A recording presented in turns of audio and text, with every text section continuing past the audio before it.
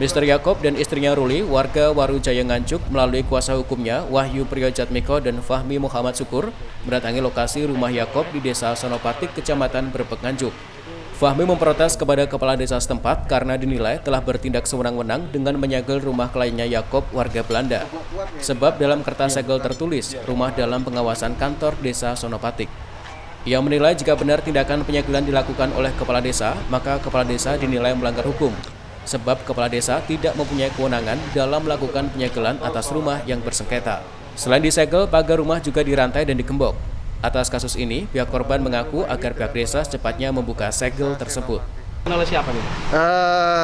Dari informasi, penggembokan ini dilakukan oleh pihak Kelurahan Senopati. Dalam hal ini kami mengorek informasi katanya dilakukan oleh kepala desa. Nah, ini terbukti dengan adanya tulisan juga bahwa rumah ini dalam pengawasan kantor desa Senopati. Berarti itu kan ada campur tangan dari pihak kepala desa. Sejak kapan Mas dilakukan penggembokan sama segelnya? Sejak kapan? Berarti yang kurang lebih November. Mulai November 2020. Mas, tindakan Pak Lurah seperti ini, Pak Kadus seperti ini dari sisi hukum bagaimana? Jadi gini,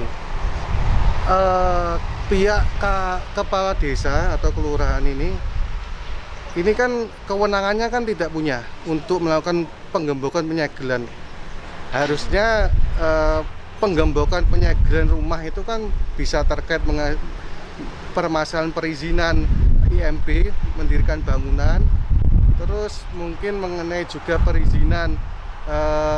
Berarti Pak Lurah salah tuh, Pak? Salah, karena tidak punya kewenangan. Harusnya yang punya kewenangan itu pengadilan, kemudian pengadilan punya wewenang untuk pengembokan karena atas dasar putusan pengadilan yang Sementara Imam Ahmad, Kepala Desa Sonopatik Nganjuk, mengaku penggembokan dan penyegelan dilakukan atas kesepakatan kedua belah pihak, yaitu pihak pengembang dan pihak pembeli.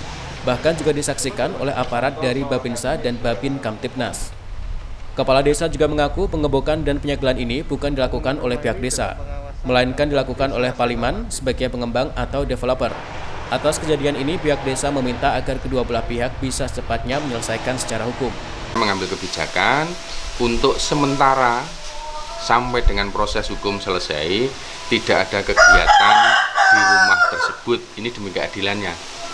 Nah, karena dari pengembang merasa belum selesai keuangannya, tetapi dari konsumen sudah merasa membayar. Akhirnya si konsumen itu melakukan pembangunan dan ini tidak diterimakan oleh pengembang. Nah, tidak diterimakan oleh pengembang. Akhirnya supaya tidak terjadi keributan, situasi keamanan desa Sonopatik kondusif, kedua belah pihak saya hadirkan dengan kuasa hukumnya yang dulu Bapak Santoso itu kuasa hukumnya. Kemudian dari pihak keamanan juga kedua Babin saya hadirkan di situ. Kesepakatan bersama sejak saat itu tidak ada kegiatan Pak, sama sekali. Ya, yang melakukan penggembokan sama penempelan kertas di situ berarti siapa, Pak?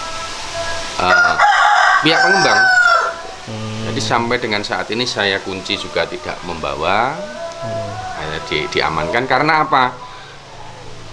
Sertifikat tanah itu masih atas nama pengembang. Artinya kan hak masih pada pengembang. Berkaitan dengan tulisan yang tertera, Pak, apa Ya. sudah ada izin dari Pak Lurah sendiri, Pak? Oh, saya tidak mengizinkan. Dalam pengawasan pihak kantor desa itu? Tidak ada.